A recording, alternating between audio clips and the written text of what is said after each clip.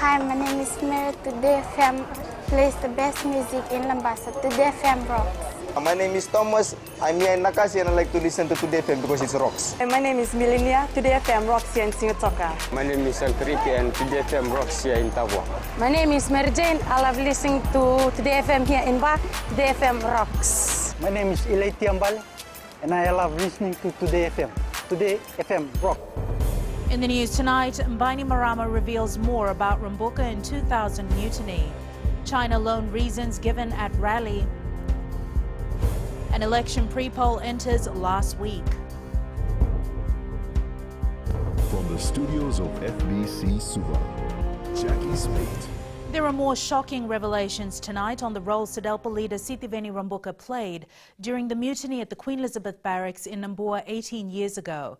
The then military commander and current Fijian Prime Minister Vurenge Bainimarama says Fijians have to be reminded about how Rabuka's involvement in the 2000 coup and mutiny resulted in the deaths of so many and could have also resulted in Rabuka's own death. Ali Kimbia with the story. Fiji First Leader Vurenge Bainimarama believes Fijians deserve to be reminded of the truth about Rabuka's hand in the 2000 mutiny. And then I confronted him with a question about him being present. Were you present? Because he needs to tell the people of Fiji that he was present, and he was. And he said yes. Bainimarama says Rabuka is lying about his involvement in the mutiny that almost destroyed Fiji. And he said that he was sent from Home Affairs. Even if he was sent from Home Affairs, what was he doing with his uniform in the back of the car? Bainimarama confirms it was Rabuka's motive to take over the leadership of the RFMF once the rebel soldiers had murdered Bainimarama. He wanted to take over the post of the commander of the military.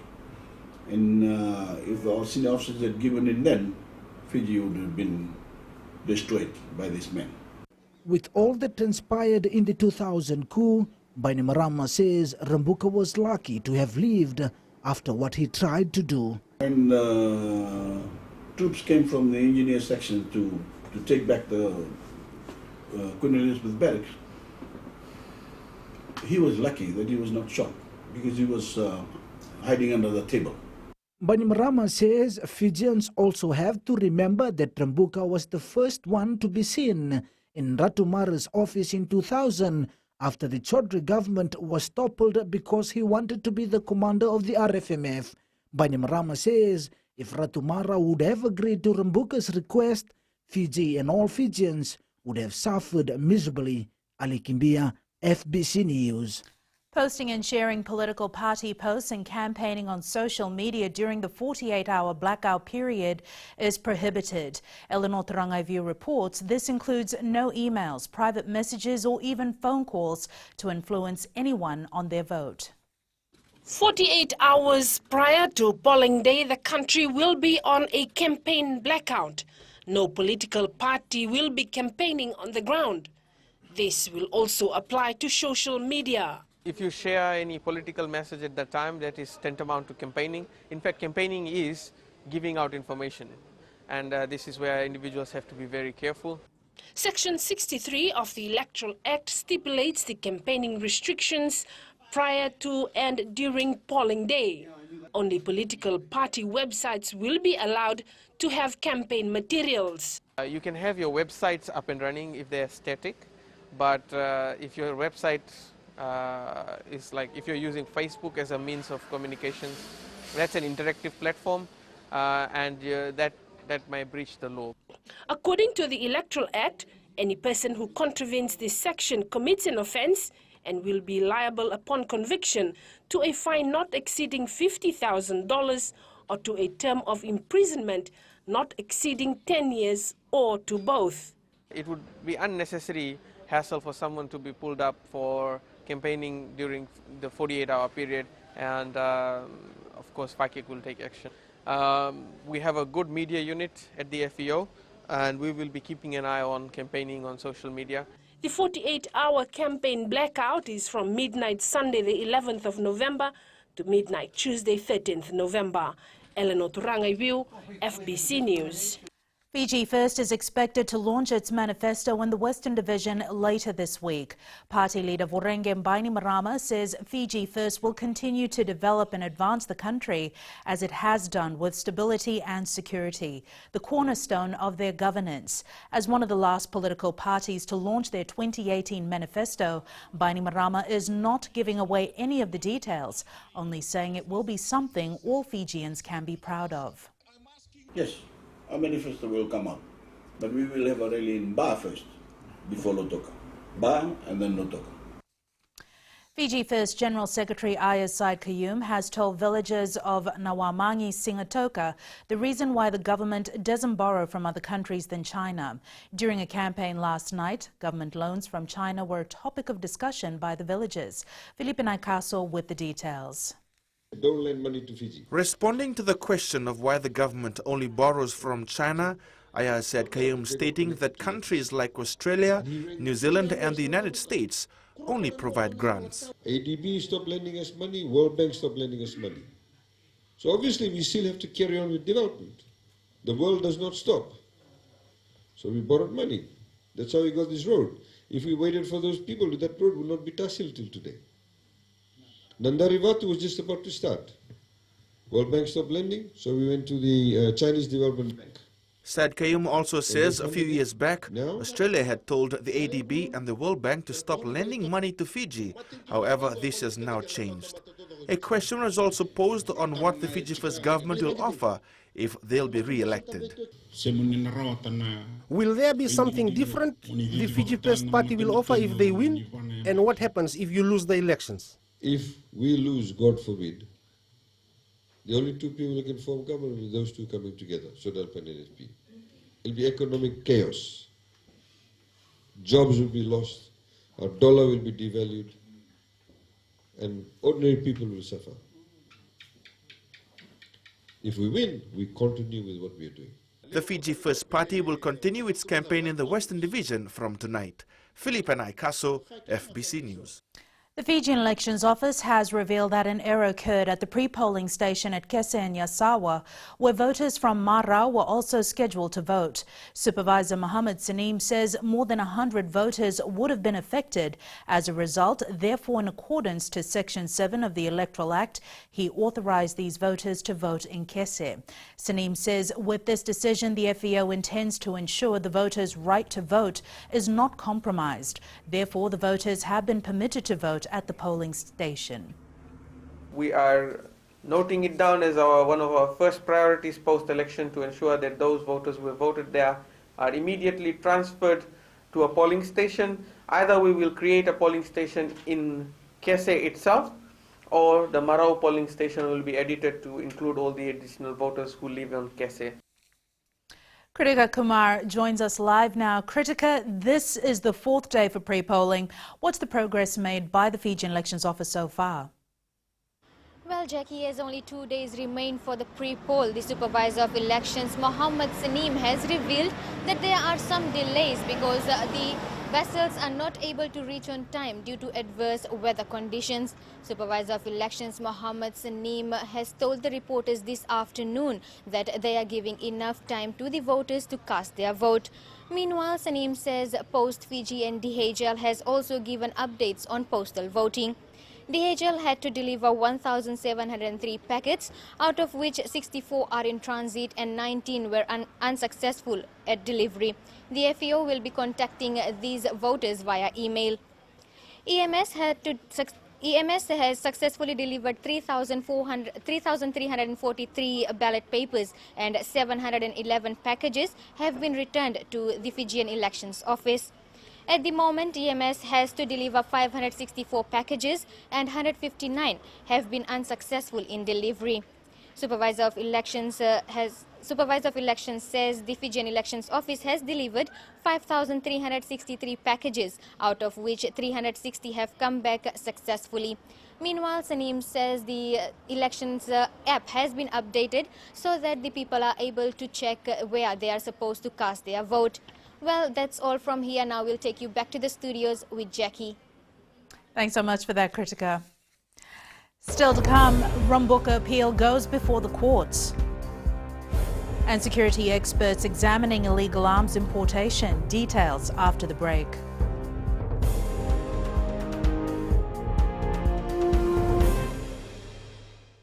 Bula, neva ngomal kay leloma, ngongai nakas untuk makarong ng Bula FM, namban dua na sere. Hoya ubasit sai lambasa, ya untuk talita ina warong ng Bula FM namban dua na sere. Gua do tumeli ako na tao no hinga toka, talita kina na warong ng Bula FM, namban dua na sere. Wana tuma ng Bula FM, namban dua na sere nawaluan. Neva ngofanya na tao ne ngo singa toka, kita untuk talita kana Bula FM namban dua na sere. Bula FM namban dua na sere.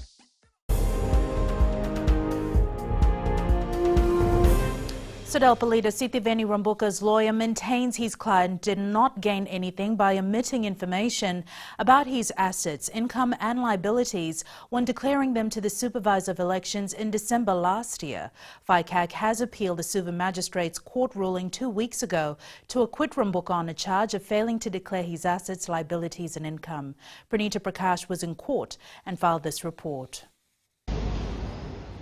During the appeal hearing today, SODELPA leader Sitiveni Rambuka's lawyer Filimoni Vosarongo told the court that Rambuka was assisted by a tax agent while clearing his liabilities with the Fiji Revenue and Customs Services. However, he was not assisted by anyone when he declared his assets, income and liabilities to the FRCS. Vosarongo also stated that Rambuka did not deliberately fail to declare the information and neither did he gain anything from it. FICAC counsel Rashmi Aslam told the court Rambuka's failure to file everything with the Supervisor of Elections was discriminatory as he complied with Revenue and Customs law but allegedly failed to comply with another law. It's alleged Rambuka failed to provide information pertaining to tax liability with the Revenue and Customs Services, which amounted to over $316,000. Chief Justice Anthony Gates will deliver his judgment on Monday at 3 p.m. Pranita Prakash, FBC News. Representatives of the private sector are calling on the National Federation Party to stop meddling in their domain and allow them to carry out their work as they have been doing.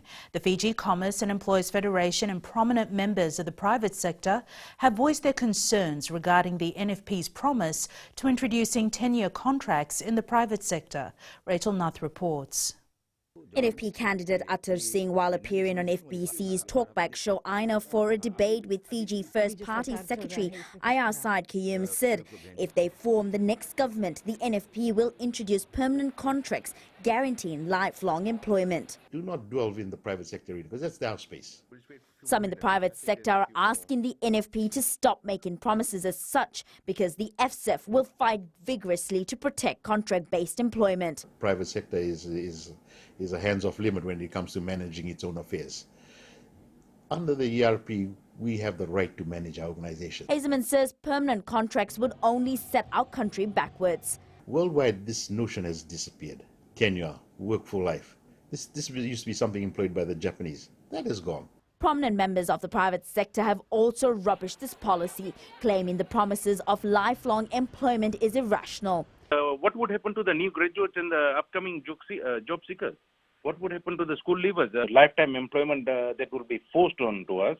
The people are not performing, they will stay there. The notion of imposing a lifetime permanent contracts between an employer and employee is irrational and impractical. The environment, the need to engage employees change time to time. Hazeman says Atar Singh's promise could be a far cry to get trade unions involved in collective bargaining in the private sector. Rachel Nath, FBC News. Fiji has witnessed incidents where firearms have been used in criminal activities such as bank robberies and the civil unrest of the year 2000. The Ministry for Defence and National Security says such incidents seriously impair poverty reduction and social economic development. Kelly Vadala reports. During an arms trade treaty workshop in Suva today, it was revealed that some arms entering our shores have come through illegally, with the latest case in Vunda this year. ATT aims to reduce the accessibility of these conventional arms in the wrong hands, where these are used for destructive ends. We have seen and heard histories of cases of genocides. The Defense Ministry says the ATT aims to raise more awareness on the issue with local enforcement agencies. The conventional arms covered by the ATT includes the following categories: battle tanks, armored combat vehicles, large caliber artillery systems, combat aircrafts, attack helicopters, warships. The sad reality of our world today is that no region is immune from the illicit activities of arms and drugs, and where there's arms, there's drugs, where there's drugs, there's arms. The Pacific region has been lucky enough to avoid the vast majority of the flow, but it would be disingenuous to say that it doesn't happen. Meanwhile, the ATT is a multilateral treaty that regulates unconventional weapons with the overall intention to contribute to international and regional peace, reducing human suffering and promoting cooperation, transparency and responsible actions. Kelly Badala, FBC News.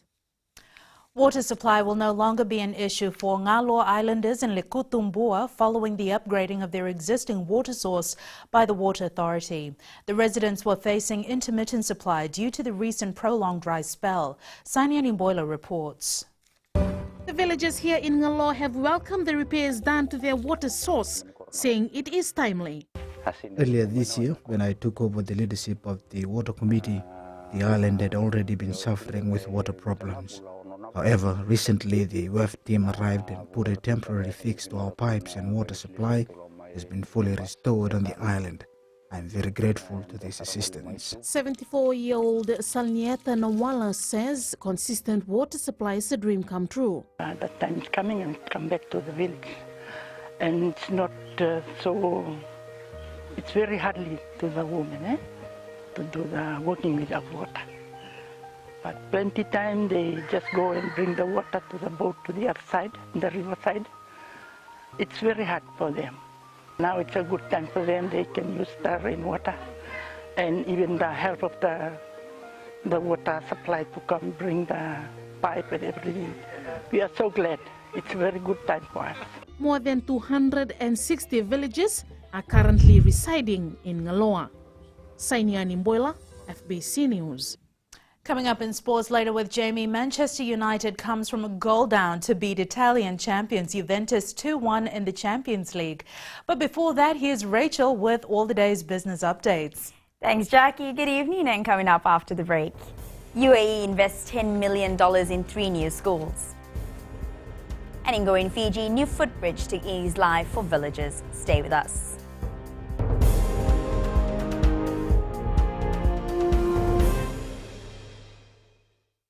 Lola, I am Eleanor. For the best classic hits, I only listen to Gold FM here in Singapore. Gold FM, only the classic hits. My name is Seni Rawa. I love listening to Gold FM here in Nosuri. Gold FM, only the classic hits. My name is Dino. I'm from Outrigger, Coral Coast, Singapore. I love listening to Gold FM, only the classic hits. My name is Salote. I love listening to Gold FM here in Nosuri. Gold FM, only the classic hits. Bula, my name is Marida. Gold FM plays the best classics here in Outrigger, Singapore. Gold FM, only the classic.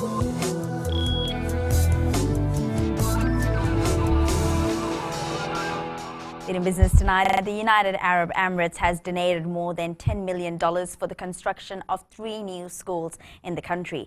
A cooperation agreement for the project between the Fiji government and the United Arab Emirates was signed in Suva today. Catherine Krishna reports. And there are 7. The 3 new schools that will be built will be Ratu Simeone College in Navua, the Lotoka Mission School, and an entirely new Singatoka Methodist College. We believe that education is very important for the future of any country, and therefore UAE, based on the special partnership with Fiji, announced $5 million to build schools. Permanent Secretary for the Ministry of Economy, Makareta Kondrothe, thanked the donors for the assistance. For government, this milestone event comes at a very opportune time. As we continue to rebuild and review the school infrastructure. Construction of the 3 new schools is expected to start by June next year. The delegation from UAE will visit the school sites starting tomorrow. Catherine Krishna, FBC News. And we now join Sinifa from HFC Bank with the latest from the money world. The Central Bank of New Zealand struck a neutral tone this morning as it kept interest rates at a record low of 1.75%. The central bank emphasized that its next move will depend on data and downside risk despite robust growth. Data yesterday showed unemployment had unexpectedly dropped to a decade low of 3.9% in the September quarter. Meanwhile, Australian data has been pointing in the wrong direction lately, and a broad market correction could be in the works if Chinese trade balance numbers pull the rug out from underneath Australian bidders. The US dollar traded in a narrow range today as investors took in the US midterm election results and turned their focus to the Federal Reserve's tightening monetary policy. And that's it from HFC Bank for now. Vinaka. Thanks, Sinifa. On to the exchange rates. As it was set this morning, the Fiji dollar rose against all the other currencies we cover, with the exception of our two major trading partners, Australia and New Zealand, which showed minor slippage. Looking at the commodities market, oil continued to fall, closing at just under $62 a barrel. Gold closed at $1,228 an ounce, and silver closed at $14.57 per ounce.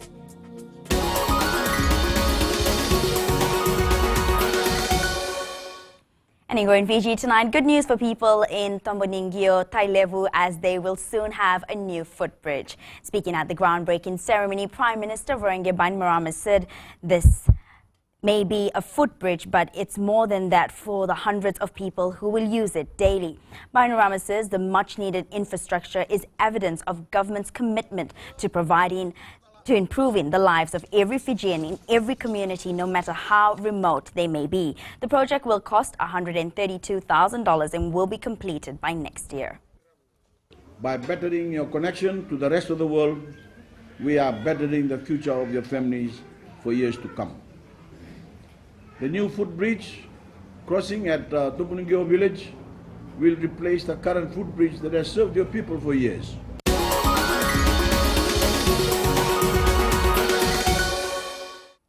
And that's business for tonight. Jamie joins you now with sports.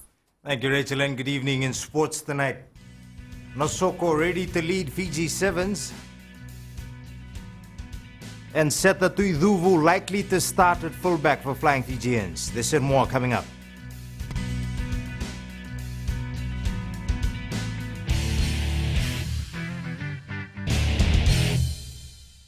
Hi, I'm Jyotishma. I'm from Singatoka. I love listening to Mirchi FM. Mirchi FM is hot. Mirchi FM is #1. I'm Charlene Robert. Mirchi FM rocks in Lambasa. I'm Soname Nasori Jackson. Mirchi FM is hot. My name is Raymond Dutt. I'm in Baba Singh Alliance. Mirchi FM is hot in Lambasa. I'm Pritika from Jax Nasori. I love listening to Mirchi FM here in Nasori. Mirchi FM is hot. Mirchi FM, it's hot.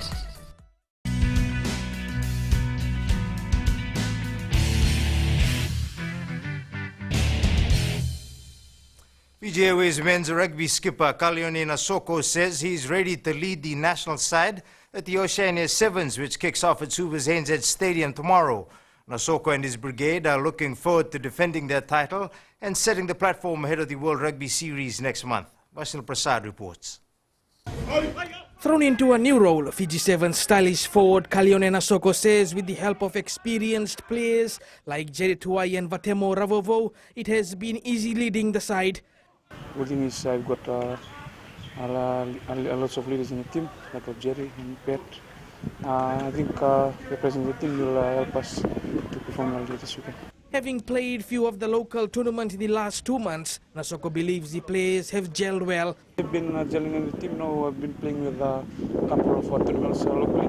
So yeah, they've been combining well with the boys, and hopefully they'll do it this weekend.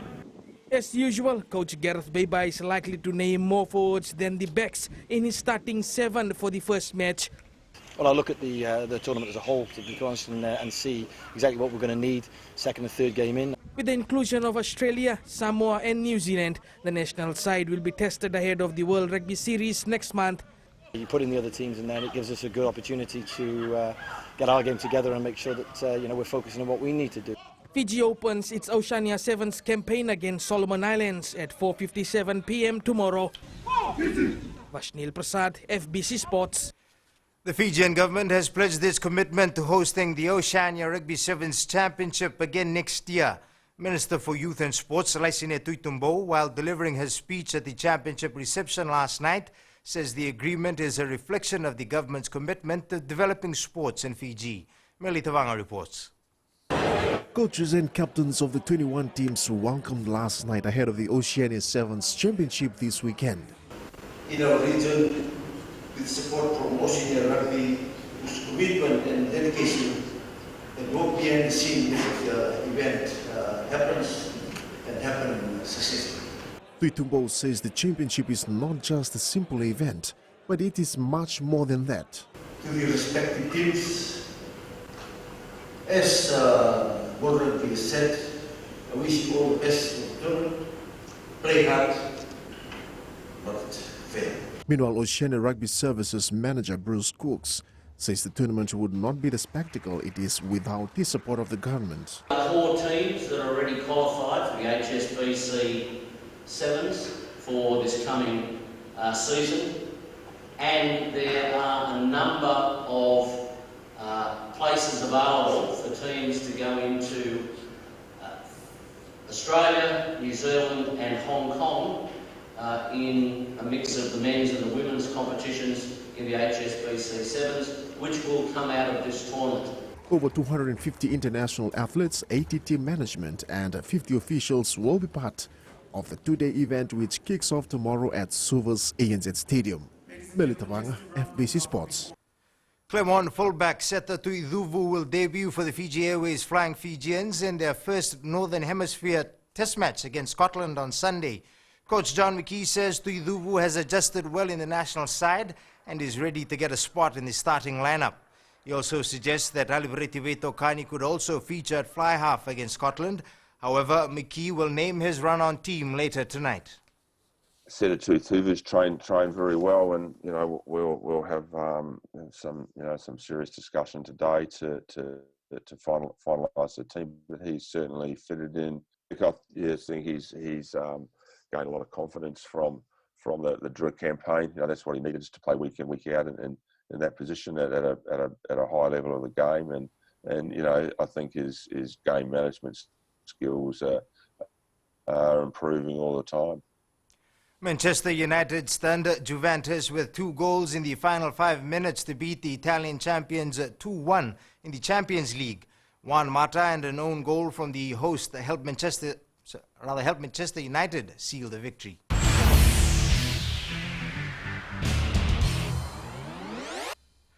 In today's play of the day, Manchester City's Raheem Sterling's form is so good right now that he has been awarded a penalty for falling over himself. The side was awarded the ridiculous penalty in their 6-0 win over Shakhtar Donetsk in the Champions League.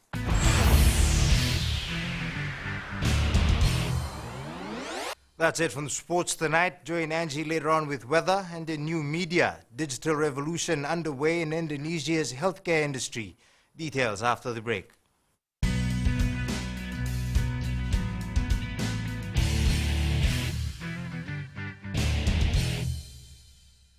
Lawan golesenya, Obama kita nakas, dorong bin nakape, na radio Fijuan, nandong may Ayaw binyana, dito barongon na radio Fijuan, nandong may wisi, hinatoka. Guado ilaisa hingatoka, rong binana era makawa na radio Fijuan hingatoka. Radio Fijuan, nandong may viti.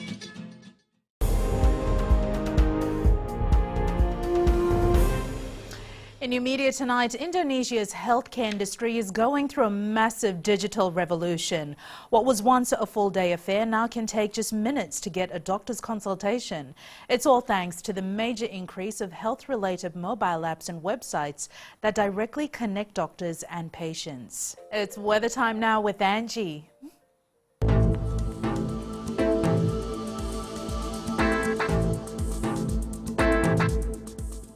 Hello there and welcome to the Weather World. Hope you had a great time celebrating Diwali with your loved ones. The weather wasn't a bother or anything. It was simply amazing. That awesome sunny spells continued into today as well and gave us more motivation to do cleanup after function. Taking a look in the west, it's been really sunny, the clouds were scattered and the sea was a sight that couldn't be missed. Eastwards from Pek Harbor to Suva, another wonderful sun-struck day. And up north, after a few light showers, it was sweet as the burfi you had for Diwali. At sea, southeast winds 15 to 20 knots, moderate to rough seas. For the tides, low tide at 2:22 a.m. with high tide at 8:33 a.m. Sunrise at 6:24. For tomorrow, it's Friday and there is few light sprinkles for the eastern side. Otherwise, you're good to go on with your day. Tomorrow's temps, all centers will be cool in the low 30s. And looking further on to Saturday, it's goodbye showers and hello sunshine. It will stay just like that. And that's all from the FBC Weather World. Jackie. Thanks so much for that, Angie. In Fiji and Pulse tonight, we asked, what do you think about the appointment of Kalione Nasoko as captain of the Fiji Sevens team for this weekend's Oceania Sevens?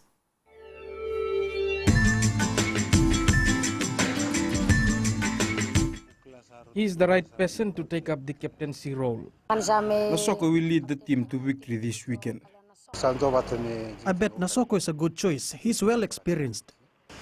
He is well equipped. He's been with the side for quite some time and his role fits him well. Nasoko will definitely make a good captain and lead the boys to produce good results this weekend. In the world of the weird and the wonderful, finding out the sex of your unborn child is one of the most exciting times. Recapping the main stories for tonight, Mbaini Marama reveals more about Rabuka in 2000 mutiny, China lone reasons given at rally.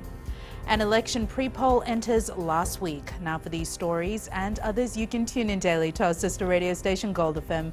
To our poll question segment this week, we're asking, are you prepared to pay your house help and gardener $5 an hour? Visit our FBC website to answer. Before we go, our shot of the day depicts what most areas around the country was like last night as all Fijians joined in the Diwali celebrations. Remember, you can send us newsworthy pictures and videos on email fbcnews@fbc.com.fj or share it with us via Facebook page FBC News. You can also follow and tweet us your news tips at FBC_news or simply hashtag FBC News. That was the FBC News for tonight. From the team and I, stay safe. Good night.